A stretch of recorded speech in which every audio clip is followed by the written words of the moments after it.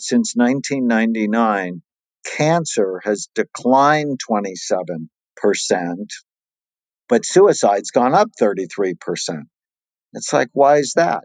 And I argue we are working on a wrong paradigm.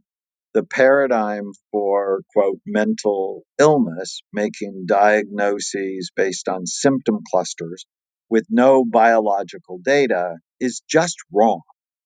And we need to sort of break the paradigm to have it be more brain-based.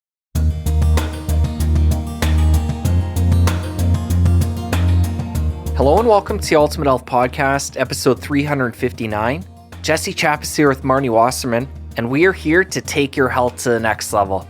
Each week we'll bring you inspiring and informative conversations about health and wellness, covering topics of nutrition, lifestyle, fitness, mindset, and so much more. And this week, Dr. Daniel Amen is back on the show. He's a double board certified psychiatrist and 10-time New York Times bestselling author. In March of 2020, his latest book, The End of Mental Illness, was published, and that's the focus of today's chat. Dr. Amen is the founder of Amen Clinics, which has 8 locations across the U.S. He's also hosted 14 national public television shows about the brain, which have aired over 100,000 times across North America. And as I mentioned before, Dr. Amen has been on the show before, and this was back on episode 333. So you don't need to go back and listen to that one first. Keep on listening, but be sure and listen to that one afterwards if you haven't checked that one out.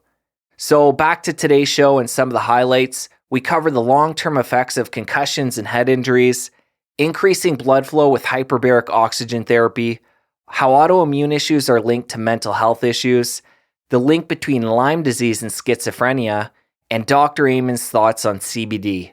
Lots of great stuff in this one. We'd really appreciate it if you'd help spread the word, share it with somebody in your life, a friend, a family member, and we thank you ahead of time. So without further ado, here we go with Dr. Daniel Amen. Hello, Dr. Amen. Welcome back to the podcast. How's it going today? It's been quite a pandemic time since we talked last. Quite a few big changes in the world since we last talked. And since we last talked, another big change in your world is the release of your new book, The End of Mental Illness, which I really enjoyed. So congrats on that. Thank you so much. It's very important to me to get this message out to the world, and I'm grateful to you helping me. I'm really looking forward to this. We're going to get into a lot of great stuff, but I think it's important we talk about the title and zoom in on this before we get into it and really get into the thesis of this book, which is you not liking the term mental illness. So where does that stem from? You know, I've actually not liked it since I was a young psychiatrist because I think it's shaming, it's stigmatizing, it's wrong, and nobody wants it. And it doesn't tell you what's causing it. And the stigma associated with mental health challenges is as pervasive now as it's ever been. We need to get rid of it. What I learned from our database, so we've now done 160,000 scans on patients from 155 countries. One of the first things I learned is these are not mental illnesses, they're brain health issues that steal people's minds. So get your brain right and your mind will follow. It's the whole point behind why I wrote this book. Well, you alluded to something there, and you get into the stat in the book that 51% of the population is going to have a mental health issue at some point in their lives. So there really is no normal, and normal is to have an issue at one point. So how long have we been in this situation? Oh, forever. Chapter 1 of the book, actually, I go through the history of mental health treatment, from drilling holes in a person's skull in ancient times to rid ourselves of evil spirits, to Hippocrates' time where he might have bled people, to the Middle Ages where they would have chained and really tortured people to try to get rid of the evil spirits. It's been going on a long time. So you don't think the actual frequency of people having challenges has gone up? It's just a matter of how we go about treating them? since the pandemic. I call it pandemic squared, which is we're in a global pandemic with COVID-19. But because of the pandemic itself, the stay at home orders, the isolation, the job loss, the financial stress, we now have a new pandemic of anxiety, depression, PTSD, and addiction. But even before that, I talk about how since 1999, cancer has declined 27%, but suicide's gone up 33%. It's like, why is that? And I argue we are working on a wrong paradigm. The paradigm for, quote, mental illness, making diagnoses based on symptom clusters with no biological data, is just wrong. And we need to sort of break the paradigm to have it be more brain based. Most psychiatrists never talk to you about your diet. Most of them never talk about supplementation. Most of them never talk about imaging. Quite frankly, these are the things that get people better. Imaging to know what's going on in your brain, nourish your brain because it uses 20 to 30% of the calories you consume, even though it's only 2% of your body's weight. So we have to nourish it right. And let's not be vehicles for the pharmaceutical industry. Let's really work on getting your brain and body healthy. And that's how I think we go after depression in the most effective ways. The scanning's come up a few times already, and I want to get into greater detail on what this is. And this is the SPECT scanning, or SPECT. This history with you goes all the way back to 1991, and you went to a lecture at that time on brain SPECT imaging. So talk about that epiphany moment for you when you first saw this. When I was a really young psychiatrist, actually before being a psychiatrist and going to medical school, I was an infantry medic. And that's where my love of medicine was born. But about a year into being a medic, I realized I didn't like being shot at or sleeping in the mud. And so I got myself retrained as an x ray technician and developed a passion for imaging because our professors used to say, "How do you know unless you look?" And I just thought that was so cool. I was sort of an amateur photographer, and now I'm taking pictures of people's bones and lungs. And so when I decided to go to medical school, someone I loved tried to kill herself, and I took her to see a wonderful psychiatrist. And I came to realize if he helped her, it wouldn't just help her, it would help generations of her. So I really fell in love with psychiatry because I realized it has the possibility of changing generations of people. So that's the backdrop. But I fell in love with the only medical specialty that never looked at the organ it treated. And given my background, I'm like, that's wrong. Why aren't we looking? Of course we should look. Everybody else looks. Neurologists look, cardiologists look, your orthopedic doctor looks, everybody looks, we guess. How stupid is that? I did my psychiatric training at the Walter Reed Army Medical Center in Washington, D.C. And I'm agitating my professors. It's like, come on, we should look, and Walter Reed, state of the art facility. But they're like, no, not yet. It's experimental. And when I finished my training, I was the chief psychiatrist at a place called Fort Irwin in the middle of the Mojave Desert, where we train our soldiers to fight the Russians in the desert. It was there I learned about treatment technique called neurofeedback, where I could put electrodes on your skull, measure electrical activity in your brain, and teach you how to change it. And I was just like a little kid. I thought that was so cool. And from there, I learned about a technique called quantitative EEG to look at the electrical activity in the brain. And I was really excited about that when I opened the first Amen clinic in 1989.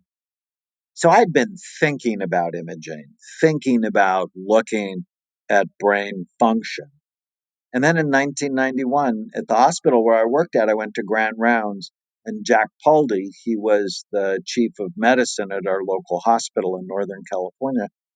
he gave us a lecture on brain SPECT imaging. SPECT is a nuclear medicine study that looks at blood flow and activity. It looks at how the brain works. And it blew my mind that I could see in 3D images how your brain worked.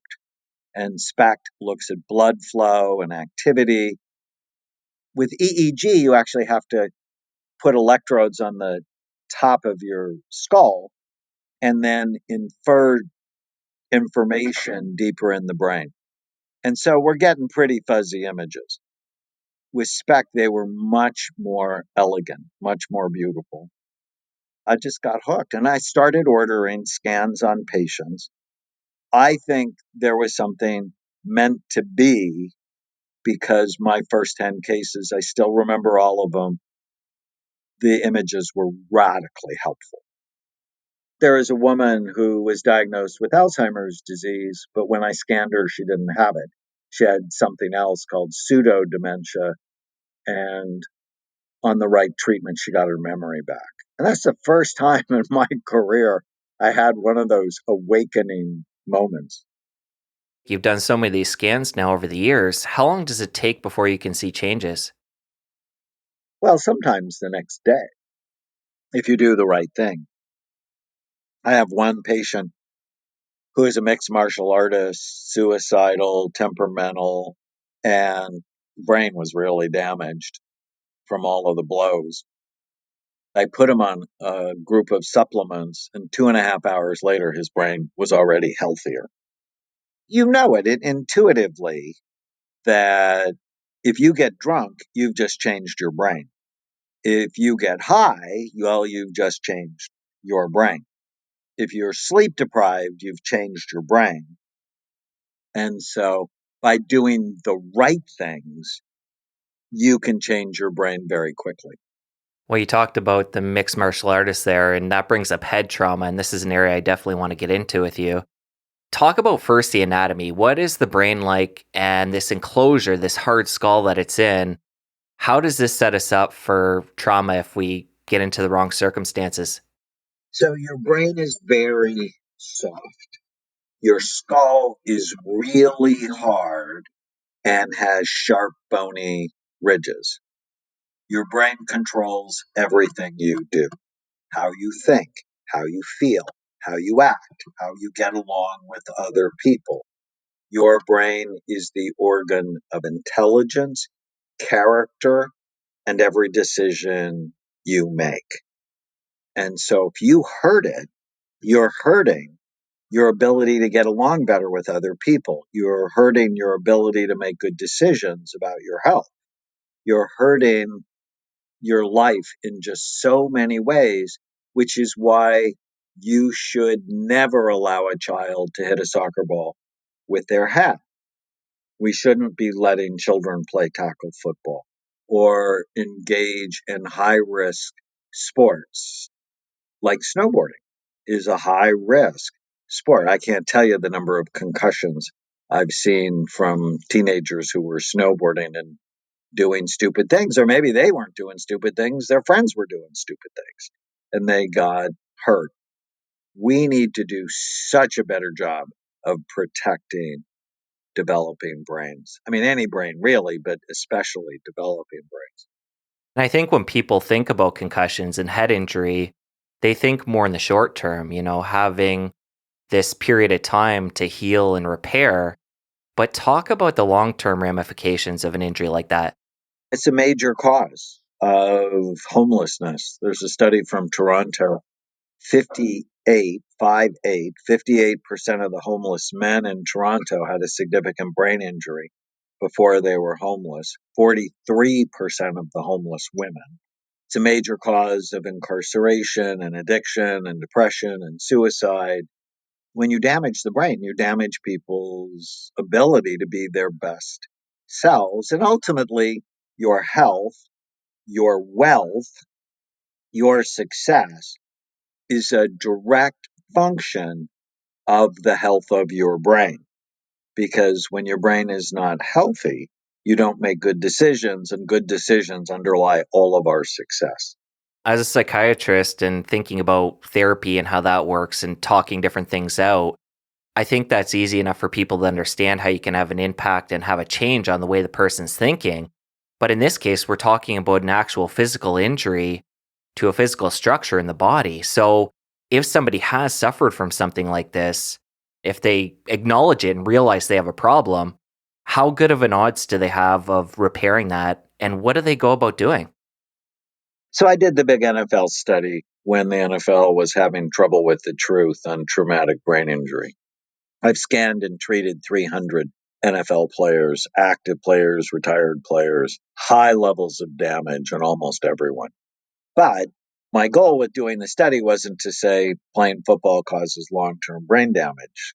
I think most thoughtful 9-year-olds would understand that if they just get the physics right. Brain is soft, skull is hard, skull has sharp bony ridges. These people are big and they're fast. Those collisions won't help. But 80% of my players got better when I put them on a rehabilitation program. How exciting is that? So what do? Brain health is 3 things. Brain envy. You got to care about it. Freud was wrong. He was about 2.5 feet too low in the body. It's your brain that matters more than any other organ. Avoid anything that hurts your brain, so you just have to know the list. Alcohol's not a health food. Did you see, it was just yesterday, the American Cancer Society came out and said you should not drink. Any drinking is associated with a cancer risk. And I've been saying that for 30 years. And it's funny, I have a new blog coming out, I Told You So. And it starts with when I dated my wife, Hannah, she told me when we dated that I will never tell you I told you so. And she completely lied to me about that. 30 years ago, when I started looking at the brain, I'm like, alcohol's not a health food. It prematurely ages the brain. Avoid anything that hurts your brain: drugs, alcohol, not exercise, being obese, being diabetic, hypertension. And the idea is if you want to keep your brain healthy or rescue it, which is what we're talking about, rescue it if it's headed to the dark place, you have to prevent or treat the 11 major risk factors that steal your mind. And so we go after preventing those, and then we do things that help the brain. And in my NFL study, multiple vitamins, one we make at Brain MD called Neurovite Plus. It's not a multiple vitamin, it's a super nutrient. High dose, high quality fish oil. We gave them 5.6 grams of fish oil and a brain boost that works in 6 different ways. At the end of 2 months, we scanned them again. 80% of them showed improved blood flow, along with better memory, mood, motivation. How exciting is that? Is you're not stuck. So many NFL players go, no, I don't want to know, because they're in denial. And I always say, well, if you knew a train was going to hit you, wouldn't you at least try to get out of the way? No, it's exciting. I think it's pretty obvious to us, things like playing football and contact sports and mixed martial arts, that these things could lead to injury. But what are some of the things that you're seeing that are more nuanced? Like, how much force does it take to actually cause that physical injury? Well, one of the important things to know is you do not have to lose consciousness in order to have a bad brain injury. That's actually very important. A fall down a flight of stairs, a whiplash, injury, those kinds of things can really damage the brain. One of the most interesting things I've found is people forget they've had big brain injuries.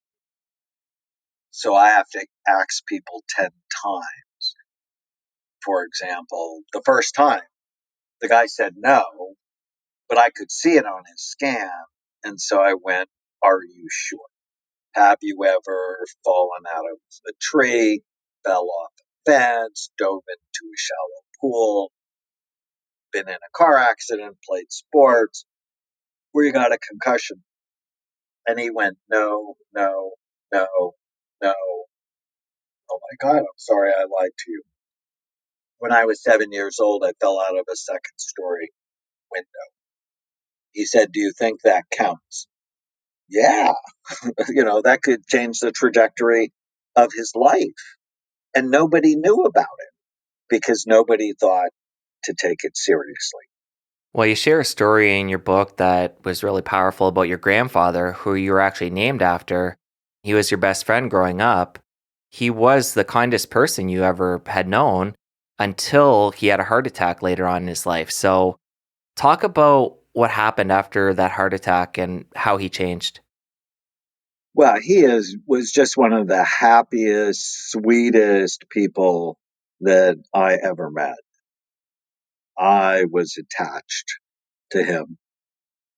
But after his heart attack, he wasn't able to sleep. He started crying. I'd never seen him cry. He had dark thoughts and he was negative. I mean, he was going through a major depression. People just don't know about this connection between heart health and mental health. They're cousins to each other, and low blood flow because your vascular system isn't working right can damage your brain and put you at great risk for depression. How old were you at the time when you had the heart attack? He was in his 70s, and I remember I was still in medical school, so I was in my 20s. His funeral was just the saddest day of my life. Now we're going to take a quick break from our chat with Dr. Amenn to give a shout out to our show partner, Organifi. Give your immunity a boost with Organifi Immunity.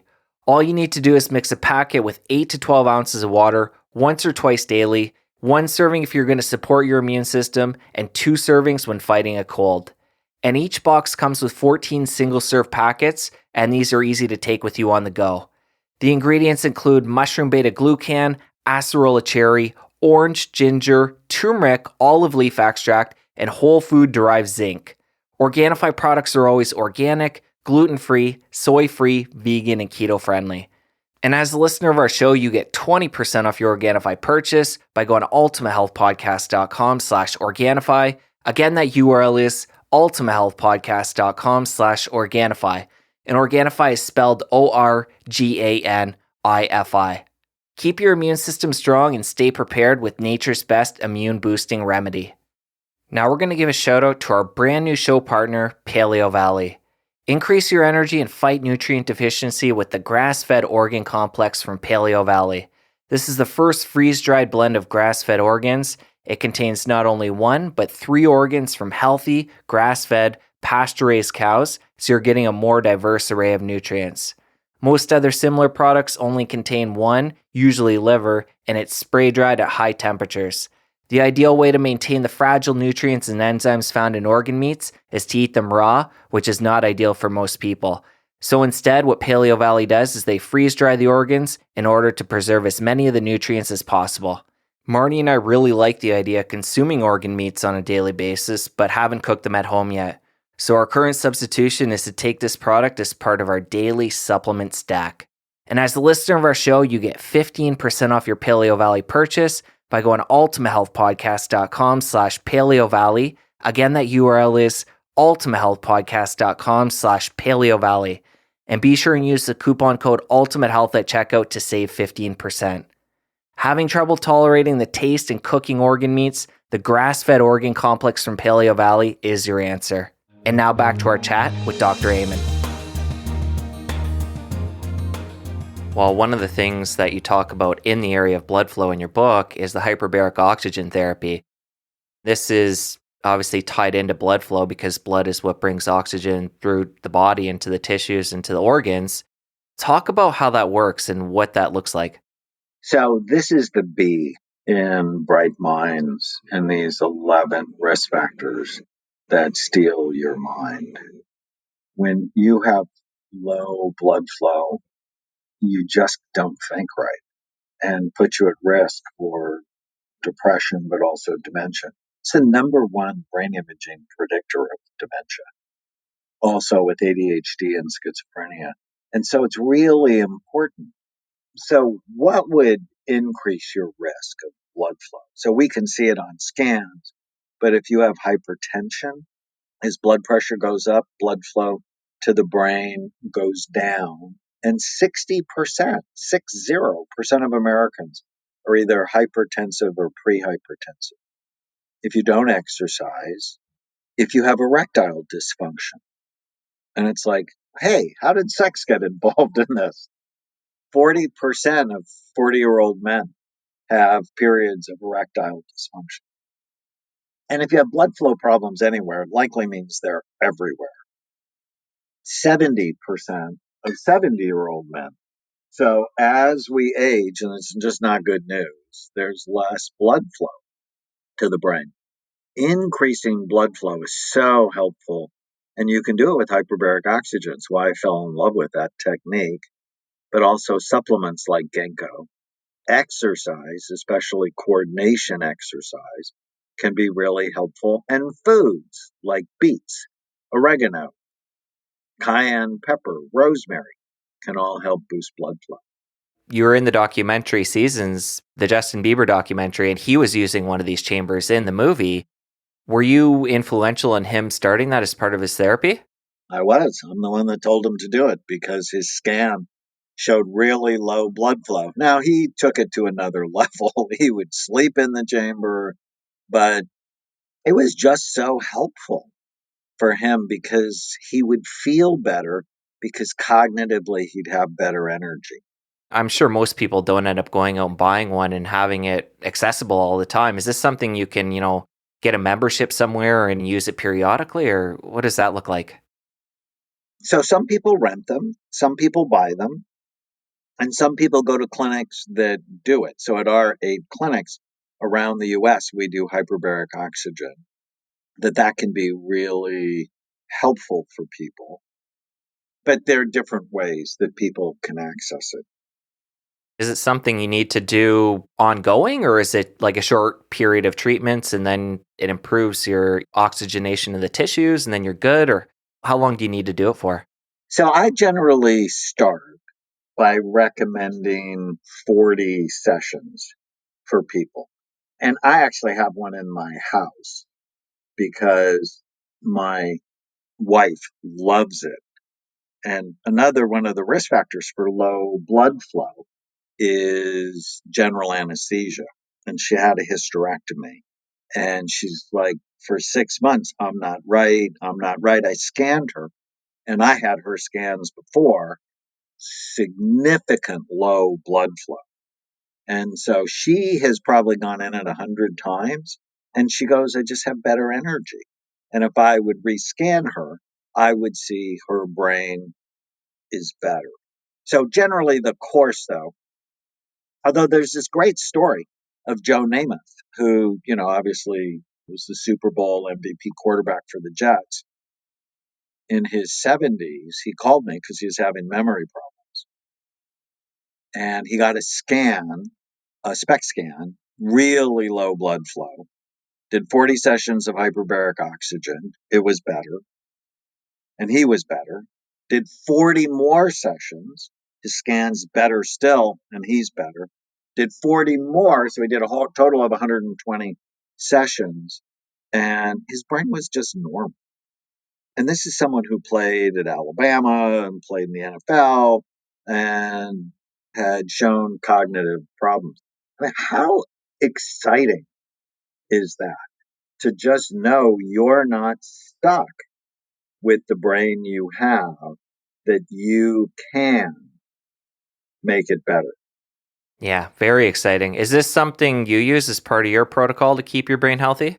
I go in it periodically. Since low blood flow wasn't my issue, it's not one of the things I do on a regular basis. Another area I want to jump into is immunity and infections. You talk about how many autoimmune illnesses are linked to mental health issues. So this is something I hadn't heard of, and I'm curious the connection there. Well, it's sort of prophetic now with COVID-19. I think there's going to be a new specialty in psychiatry of infectious disease psychiatry, because issues like Epstein-Barr and herpes, Lyme, toxoplasmosis, now COVID-19 are significant causes of psychiatric problems, and nobody knows about it because most psychiatrists make diagnoses from symptom clusters with no biological information. And it's like, so why do I care about Lyme disease? I'm a psychiatrist because I would see scans that looked damaged, and then I'd have to go, why is it damaged? Wasn't a head injury pattern, it was more a toxic pattern, or now what I think of as an infectious pattern. In the act of hunting down why the scan looked problem was a problem and my patients weren't getting better, I just came across, and there's a whole literature, scientific literature on this. In fact, if you take a map of the United States and you put the highest incidence of schizophrenia, a very serious psychiatric disorder, the highest incidence is in the Northeast, the North Midwest, and the West Coast. And then if you overlay the highest incidence of Lyme, they're virtually identical, which should just scare the socks off us and go, oh my goodness, could infectious disease be a major cause of psychiatric disorders that as a society we have ignored from the beginning of time? Are any other mental health professionals talking about this? A lot of them, actually. But it's not standard. It's not part of training and experience. It's not standard. And that's horrifying to me, that people are condemned with lifelong psychiatric illnesses on medications that are sort of effective or not very effective at all. And they go down the rabbit hole of hell. So I'll give you an example. Adriana was a beautiful 16-year-old Hispanic girl who was getting good grades in school and is basically a normal, loving child. Her family goes on vacation to Yosemite in California. And when they go to their cabin, they're surrounded by 6 deer. And they think it's a magical moment. But 10 days later, Adriana starts hallucinating. She becomes delusional. She's aggressive. Her parents are completely freaked out. And they bring her to a psychiatric facility. They diagnose her at 16 with schizophrenia. They say this is a lifelong disorder, and they start pumping her with antipsychotic drugs, Abilify, Risperdal, Zyprexa. But it's not working. And 6 months later, she's a shell of herself. Mom saw me on TV on one of my public television specials, brings her to the clinics, and her brain's on fire. We're like, why is her brain on fire? And turns out she had Lyme disease from the deer ticks. That's how it's transmitted. And on an antibiotic, over the next year, she got her brain back. And now she's graduated from Pepperdine. She has a master's degree from the University of London. I get a text every day from her mom about 1 o'clock. How can I pray for you today? And it turned out her uncle was in Napa State Hospital for 25 years for a psychotic disorder. And the mom actually had to fight the doctors at Napa State Hospital to get a Lyme test on him. And it turned out he had Lyme too. It's not everybody who's got schizophrenia. It's not. But even if it's only 5% of people, shouldn't we be screening everybody? Yeah, well, throughout this whole conversation, what's really hitting me here is the biggest thing is getting the education out. Where when we're talking about either head trauma or, infectious diseases, these aren't necessarily conversations that are happening, and people, are probably feeling so helpless and stuck. So having conversations like this and getting the word out is just so important. Well, it's why I write as much as I do and why I do our public television specials. And I get criticized from my colleagues, they think it's marketing. But, marketing's not a bad thing.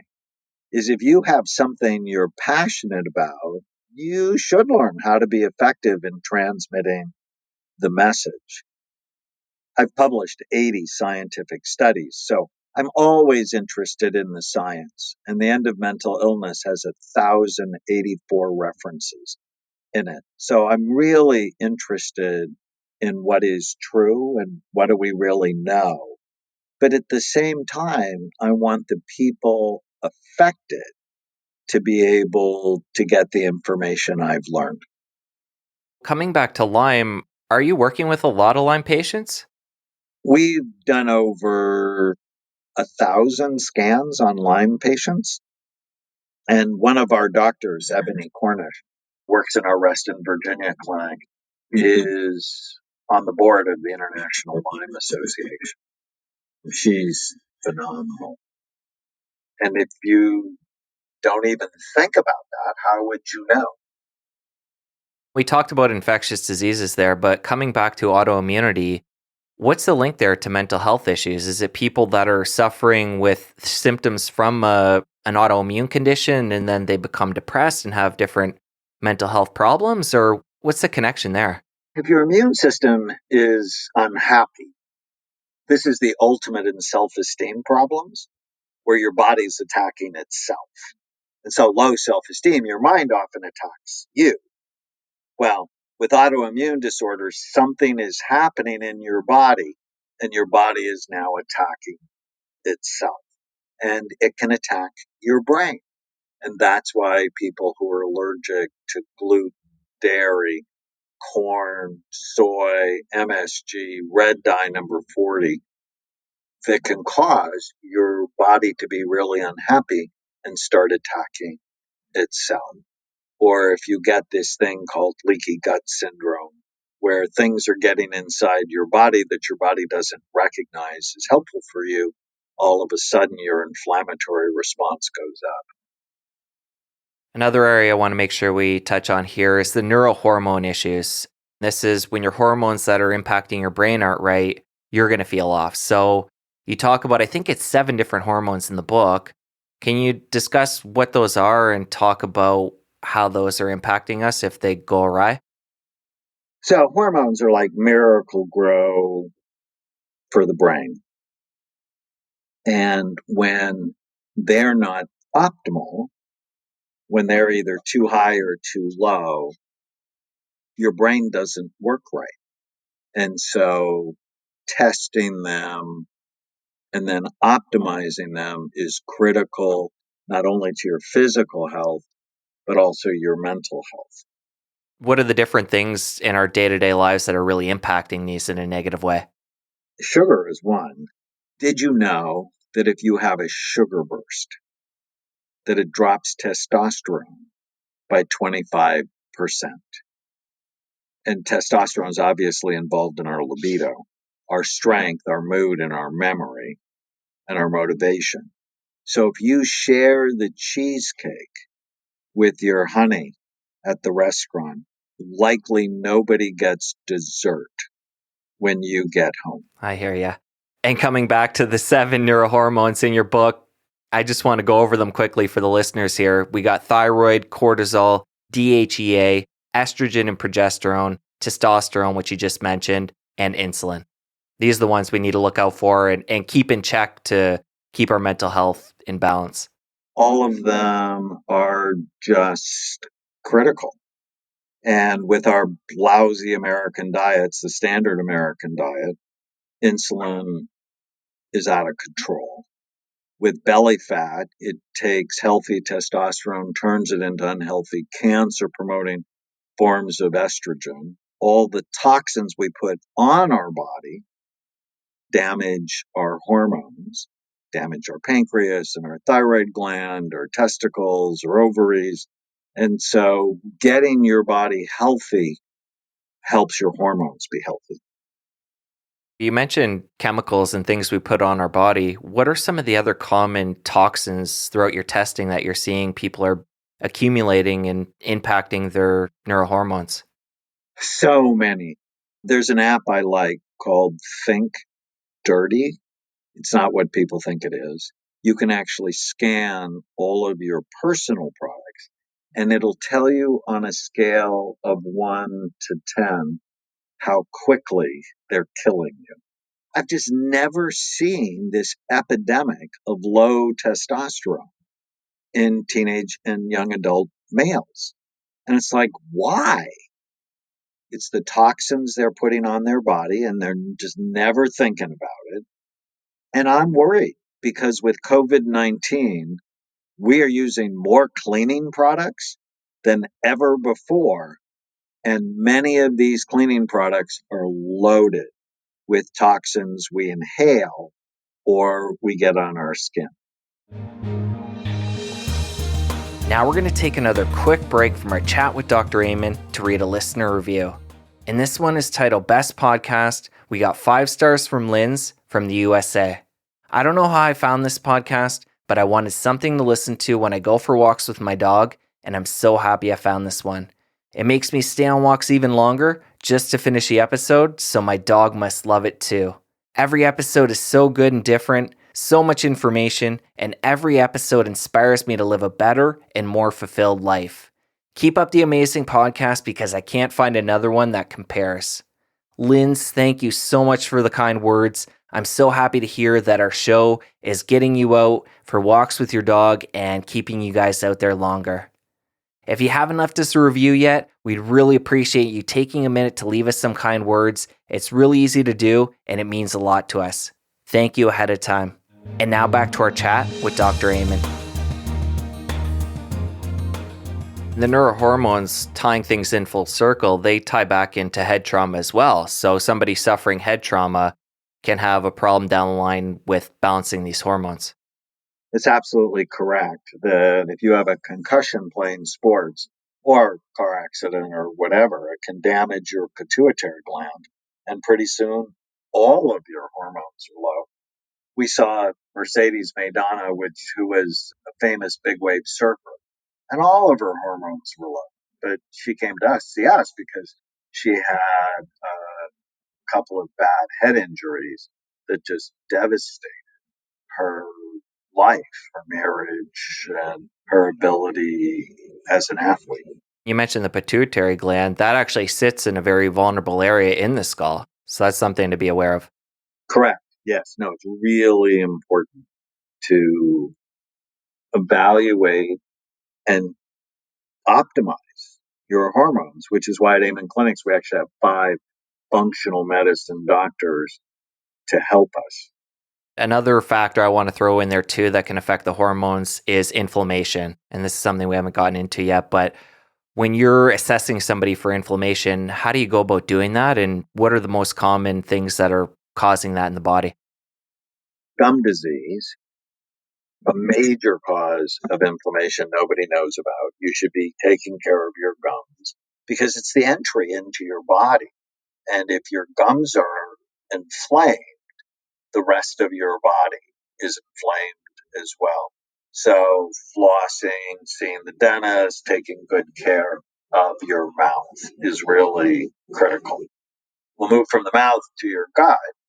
If you have an unhealthy microbiome, which are the 100 trillion bugs in your gut that make neurotransmitters, digest your food, detoxify you, if your microbiome's not healthy, it leads to this thing we call leaky gut, where the tight junctions and the lining of your gut become loose.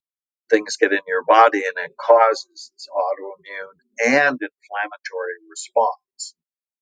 So gut health is critical to brain health, along with low omega-3 fatty acid levels, because when omega-3 levels are low, inflammation is more likely to be high. You talked about this concept in the book towards the beginning that I think is just really important as an overview concept, and that's brain reserve. So this is something we all have, and it's a cushion basically it has to do with the stresses that we face in life. And as we have different stresses, it takes a hit on that cushion. And then eventually, if we push it too far, we're going to run out of the reserve. So give me a better idea of how this works and what are some of the things that are really influencing that. I'm really grateful that you took all this time to really read the book. Most of my interviews are not as good. So thank you. I thoroughly enjoyed it. So brain reserve's a concept I came up with many years ago because I wondered why some people would be in car accidents and they'd walk away from them unharmed, and other people would be permanently disabled. The same accident. And I came to realize it had to do with the brain they brought into the accident, that some brains had more reserve while other brains had less reserve. So reserve is, just think of it as the extra tissue or the extra activity you have to deal with whatever stress comes your way. And so being in the middle of a pandemic, the people who did well had a lot of reserve, and the people who fell apart had little reserve. They were sort of already on the edge. It starts with when your parents got pregnant. How healthy was the sperm and how healthy was the egg? And then how healthy was your mom when she was making you, when you developed in her uterus? What's going on with her totally affects what's going on with you. And then what happens through your life? Did they feed you right? Did they give you a reasonably stress-free environment, or did you grow up in an alcoholic home with a lot of trauma and drama? Did they give you nutrients to support, the major brain systems? Did they give you learning opportunities? And did they tell you no when you asked to play football? All of those things lead to, do you have more or less reserve? Gotcha. So it starts at conception, and when we're born into the world, we all have a different baseline depending on the health of our parents and such. And then over time, depending on how we live our life, it's going to affect that in a positive or negative way. And using your term, brain health issues, is that what happens when we run out of reserve? We end up having a brain health issue? You bet. And everybody, I'm assuming, will have different vulnerabilities. There's a lot of different brain health issues people can have. So depending on genetics and different variables, I'm assuming that we all have different weaknesses and propensities to different brain health issues. And that'll have to do with genetic vulnerabilities, what you witnessed. If you interview me for my book for next year, I have a new book I'm just finishing called Your Brain is Always Listening. Part of it is about the dragons from the past that still breathe fire on your emotional brain. And one of my favorite dragons is the ancestral dragon. It's the issues that you have may in fact not be yours. You may have inherited them from your father, from your grandfather. For example, my wife always wants to be prepared. And she grew up in a family where there was addictions and craziness and a lot of stress. But that doesn't really explain the preparedness. Her grandmother grew up during World War I when the Turks created a famine in Lebanon and she was without food. And so that anxiety around not having got transmitted from her grandmother to her mother to her. And so whenever there's an issue going on in your life, it is critical to know your family history and your family tree and what were the issues. Another example, my grandfather, when he first came to this country with his brother and his brother borrowed his sister's car and ended up getting killed in a train accident. My grandfather was 19 and he never drove after that. And he was furious with his sister. So he held grudges and was terribly anxious before he made my dad. So that anxiety and trauma changed my grandfather's gene, which then impacted my father, which then impacted me. It's this whole branch of genetics that's new in the last 30 years called epigenetics, which means your habits and your experiences turn on or off certain genes that make illness more or less likely in you, but also generations of you. And it goes both ways. It can be negative or it can be positive. But if you're struggling with an issue and you don't know why, I would encourage you to really talk to your parents and know your family history. What are the big things? I'm not a fan of people not talking about what's going on in the family, good or bad. Wow, fascinating. And this, I'm sure, could be motivating for a lot of people who are, going through a brain health challenge right now and they're planning on having kids to, if you need more motivation, now that we know it can cross to the next generation, there's some more motivation for you. Absolutely.